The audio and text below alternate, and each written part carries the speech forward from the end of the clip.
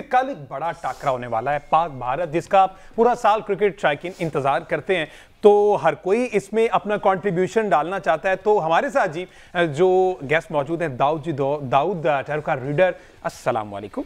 वालेकुम अस्सलाम। कैसे हैं आप? अल्हम्दुलिल्लाह। दाऊद जी, आपको पता है कि जब भी हम आपको याद करते हैं तो इसी उम्मीद से याद करते हैं कि जो आपके कार्ड्स हैं ना, ये हमें कहीं ना कहीं पाकिस्तान की फेवर में आते दिखाई दे। ना सिर्फ ये कार्ड्स बल्कि पाकिस्तान की परफॉर्मेंस भी जो है ना वो हमारी फेवर में होती दिखाई दे अगेंस्ट इंडिया। तो क्या कार्ड आपके कहते हैं? पहले तो जरा ये बताएं ना कि टॉस पहले मैटर कर रहा है आपके नजदीक, दुबई की कंडीशन है, तो आपके कार्ड इस बारे में क्या कहते हैं? हमारी प्लेइंग 11 किस तरह का परफॉर्म कर पाएगी? देखें, अगर हम पाकिस्तान और इंडिया के मैच की बात करें तो कल का दिन संडे बहुत अहम है, ख़ासकर इस हवाले से कि रोहित शर्मा की एनर्जी जो है वो सन से मुतल्लिका है और 1 की अदद की एनर्जी है।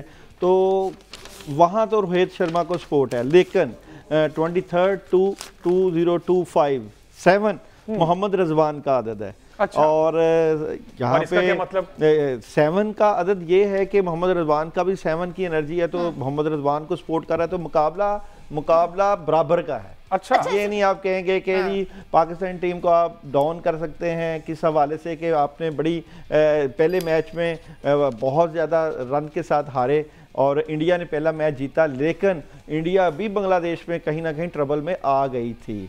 तो मुकाबला सख्त रहेगा बिल्कुल, और ये आप इतना इजी मैच ना लीजिएगा। इसमें खासकर जो है टॉस बहुत अहम होगी, और ख़ासकर वो कि जो टीम पहले खेल के लंबा जो है वो रन्स देगी, लंबा टारगेट देगी, तो वो ज़्यादा काउंट की जाएगी बात। और दूसरा ये कि पाकिस्तान के लिए पार्टनरशिप बहुत अहम है।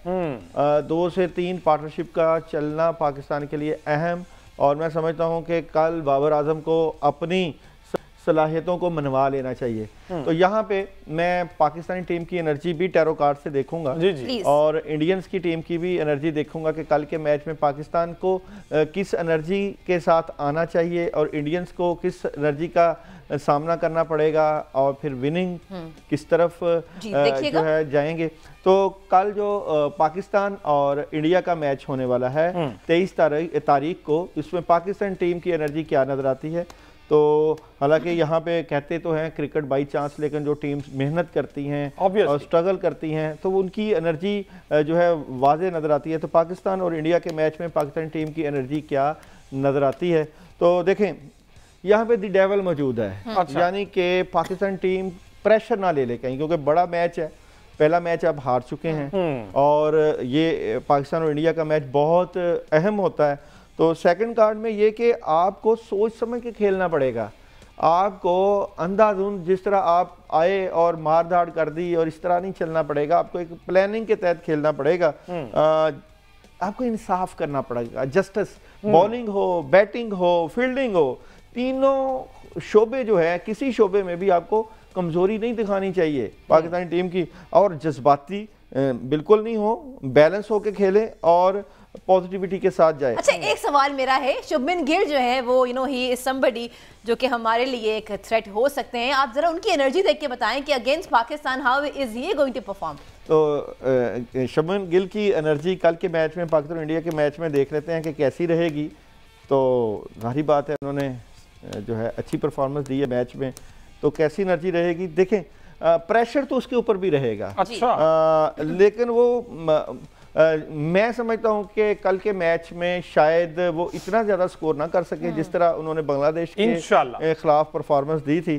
तो ये है कि उसको अगर पहले 3 ओवर में अगर आपने उनको पकड़ लिया तो मैं समझता हूं कि 3 ओवर में पकड़ा जाना चाहिए शुभमन गिल। लेकिन अगर उनको वक्त दे दिया और उन्होंने ज़्यादा वक्त गुजार लिया पिच के ऊपर, तो फिर वो प्रॉब्लम कर देगा। तो 3 से 3.5 ओवर, यानी कि यहाँ से 15 से 20 बॉल, 25 बॉल्स के अंदर अंदर इसको पकड़ लें। मतलब बात शाहीन और नसीम पे आ गई है। बिल्कुल आ गई। जरा बताइएगा आप जरा शाहीन नसीम के, पहले हम सलमान से एक सवाल कर लेते हैं और फिर हम आते हैं नसीम और शाहीन की तरफ। Salman, I was just thinking, I was just going through this amazing catch by Labuschagne.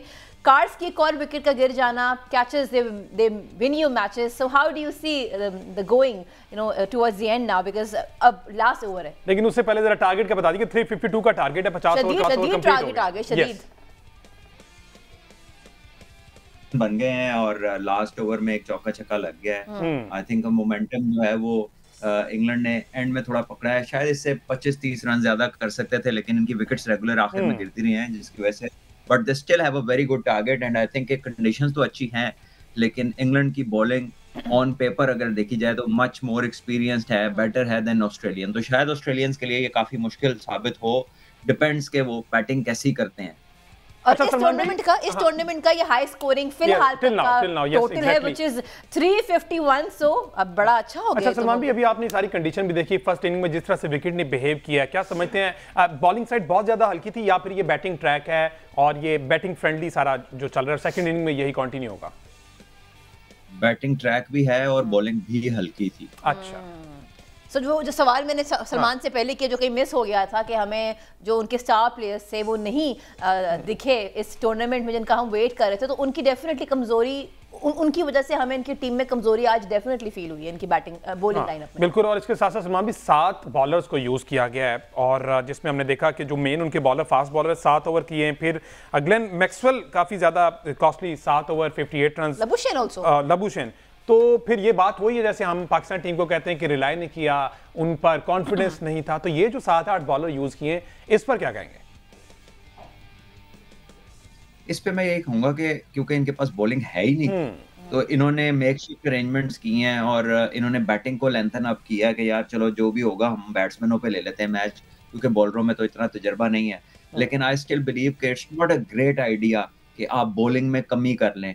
बहुत ही हल्की बॉलिंग थी, स्पेशली अगर आप लबुशेन को देखें, ठीक है, ये कभी मीडियम पेसर बन जाता है, कभी ये स्पिनर बन जाता है, फिर कभी तो इनके जो रेगुलर इन्होंने बॉलर्स लाए थे वो अगर पूरे ओवर नहीं करते हैं तो it doesn't send down a good message. यानी ये भी कभी नजारा नहीं देखा था कि ऑस्ट्रेलिया की सेकंड स्ट्रेंथ तकरीबन है ही नहीं बॉलिंग में। अगर वो 3 आज बाहर हो जाएं तो इनके पास तो कुछ नजर ही नहीं आ रहा। So probably this is the time when Australia, they also need to ponder over their bowling unit also. But coming back to Australian batting, who are your key players? Because अब तो ये आएंगे और pressure भी, जैसे आपने कहा कि 2 सेंचुरियां तो बनती हैं if they want to chase the target. देखिए, Smith has a big role to play और उसके साथ साथ एलेक्स कैरी हैं, फिर इनके पास जॉश इंग्लिश हैं बैटिंग में, उसके अलावा लबुशेन एक सीनियर प्लेयर है, not been in great form lately, but I think कि he has to step up his game. और मैक्सवेल हैं जिन पे ये क्विक रन्स के लिए रिलाई करते हैं, वो आई थिंक फिर ट्रेविस हेड है जिन्होंने इनको बड़े मेजर मैचेस में, वर्ल्ड कप का फाइनल हो, वर्ल्ड टेस्ट चैंपियनशिप हो, इंडिया की सीरीज हो, तो वो बड़े बड़े रन्स करते हैं इम्पैक्ट वाले और ऑस्ट्रेलिया को बहुत सारी मुश्किल सिचुएशन से निकाला है। तो ये 3-4 लोग हैं, probably the best in them is Travis head and Steve Smith. अगर ये दोनों विकेटें जल्दी इंग्लैंड लेता है तो ऑस्ट्रेलिया के लिए फिर बहुत मुश्किल होगा इस मैच में कमबैक करना। वो 2 बड़ी इनिंग खेलते हैं। फिर एंड पर मैं सिर्फ ये जानना चाहूंगा, दाऊद हमारे पास ये लास्ट वर्ल्ड कप में हमारे साथ आए थे, इन्होंने कहा कि अगर शुभमन गिल को हमने ना पहले 3-3.5 ओवर में काबू कर लिया तो हमारी बात सुनी, शायद आपके कोई रिसोर्सेज हो तो जरा पहुंचा दीजिएगा कि 3-3.5 ओवर है हमारे पास, शुभमन को आउट कर लिया तो फिर ये सारा मैच हमारे पास है। ये तो एनालिसिस है कि जी अगर किसी अच्छे प्लेयर को जल्दी आउट कर लिया तो फिर फायदा है, ना किया तो नुकसान हो सकता है। इनसे तो ये पूछे कि होना की है। सलमान का सवाल आया कि होना की जरा ये क्विकली बता दें। पाकिस्तान टीम की एनर्जी चेक कर ली थी कि वहाँ पे नेगेटिविटी प्रेशर है पाकिस्तान टीम के ऊपर, और अब हम देखेंगे कि इंडियन टीम की कैसी परफॉर्मेंस रहेगी कल के मैच में। तो पाकिस्तान और इंडिया का जो मैच होगा तो उसमें इंडियन टीम्स की परफॉर्मेंस क्या नज़र आती है। तो इंडियन टीम की अगर मैं परफॉर्मेंस की बात करूं तो इंडियन टीम जो है वो यहाँ पे पहले कार्ड की एनर्जी ये है कि रन ज़्यादा कर सकती है। मैं यहाँ पे फिर कहूँगा कि पाकिस्तान को टॉस जीत के पहले बैटिंग कर लेना चाहिए और सेकंड की तरफ ना जाया जाए, और ये है कि लंबी 1 से 2 इनिंग्स जो है वो खेलनी चाहिए। ठीक है, वो बहुत ज्यादा जरूरी है। थैंक यू सो मच जी, बड़ा अच्छा लगा आप आज आए। कल है जनाब पाक भारत टाकरा, और एक लंबी ट्रांसमिशन होने वाली।